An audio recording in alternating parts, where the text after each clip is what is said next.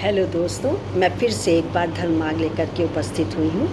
तो मैं डॉक्टर मंजू जैन, मेरा आपको नमस्कार है और मैं retired associate professor from saint degree college Kanpur. तो जैसा आपको विदित है, मैं पिछले साल से धर्म मार्ग नामक शीर्षक के अंतर्गत आध्यात्मिक और धार्मिक सिर्फ यही दो अधिकांश मैं विचार लेकर के आप तक वीडियो शेयर करती हूँ। तो दोस्तों, जैसे आपको पता है कि धर्म का मार्ग बहुत ही उचित होता है यदि हम इसको अपनाएं। तो ये हमारे सामाजिक, शारीरिक, मानसिक और आध्यात्मिक उन्नति करता है। हम विचलित हों तो ये हमको मार्गदर्शन देता है और इसी के वशीभूत हो करके हमारा अंत भी बहुत अच्छा होता है। यानी आप सोच सकारात्मक रखते हैं तो हमारा अंत भी सकारात्मक होगा। और हमें चाहिए ही क्या, हमको परिवार हमारा खुश रहे, संतुष्ट रहे, हम संतुष्ट रहें, हम समाज को कुछ कंट्रीब्यूट कर सकें, हम देश के लिए कुछ कर सकें, तो जीवन सफल है।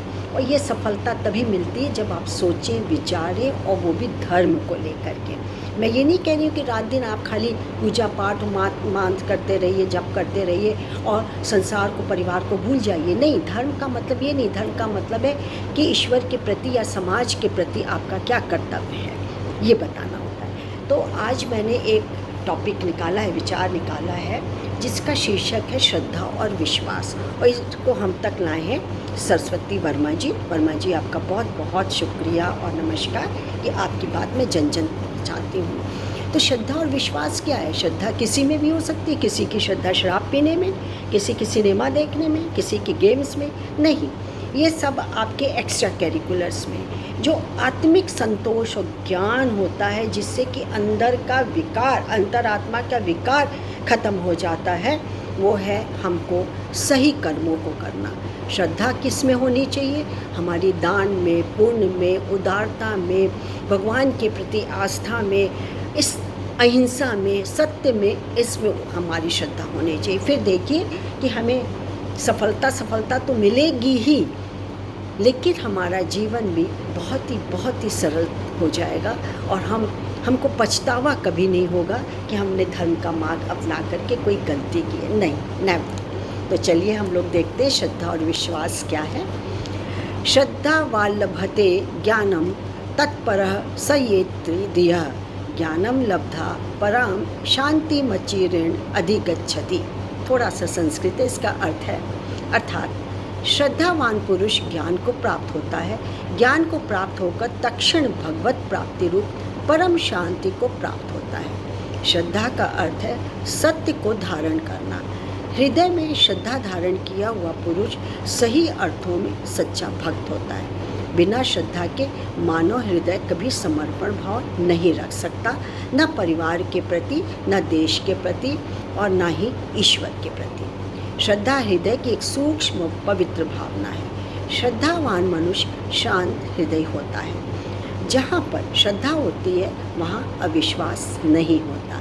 यदि गुरु के प्रति भी श्रद्धा नहीं तो वहाँ विश्वास भी नहीं होगा, और विश्वास नहीं होगा तो ज्ञान भला कैसे, क्यों ठहर जाएगा? नहीं ठहर सकता।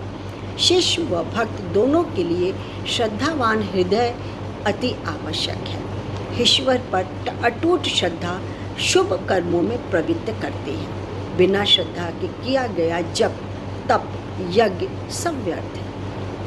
मानव की जिस कार्य में श्रद्धा होती है वो उसमें सारा बल, अपनी संपूर्ण सामर्थ्य लगा देता है। संसार में जितने भी महान पुरुष हैं उनके मूल में क्या है? श्रद्धा ही तो है, जिस कारण वह यशस्वी हुए और फिर यह जगत भी उन्हें श्रद्धा भाव से देखता है। श्रद्धा एक ऐसा भाव है जिसका आदि, मध्य व अंत भला है। मनुष्य को चाहिए वह श्रद्धा भाव के साथ भूखों को भोजन दे, वस्त्र दे, लोकोपकार करे, शुभ कार्य करे। श्रद्धा युक्त दान द्वारा स्वयं को श्रेष्ठ करे। श्रद्धा भाव से कर्म करने से मनुष्य का यश स्वतः बढ़ता है। ऋग्वेद में बड़े ही सुंदर शब्दों में लिखा हुआ है, ओम प्रियम श्रद्धे तदतप्रिय श्रद्धे दिदासतः प्रियम भोजशे यज्ञ उचित कति। अर्थात श्रद्धा देने वाले का भला और देने के इच्छुक का भी भला हो। भोजन कराने वालों में, यज्ञ करने वालों में मेरा यह प्यारा उदय अभ्युदय करा। करने का अर्थ है जो श्रद्धापूर्वक देता है उसका भला होने में तो कोई भी संदेह नहीं है। जिनके पास देने को कुछ नहीं है किंतु श्रद्धा के कारण देने की इच्छा है, उनका भी अवश्य भला होता है। भाव पर टिका है संपूर्ण अध्यात्म व ईश्वर तथा भक्त संबंध। अतः बात चाहे भौतिक प्रगति की हो चाहे आध्यात्मिक प्रगति की, श्रद्धा व विश्वास अवश्यम भावी है। बहुत सुंदर शब्दों में मिस्टर या मिसेस वर्मा जी आपने व्यक्त किया है।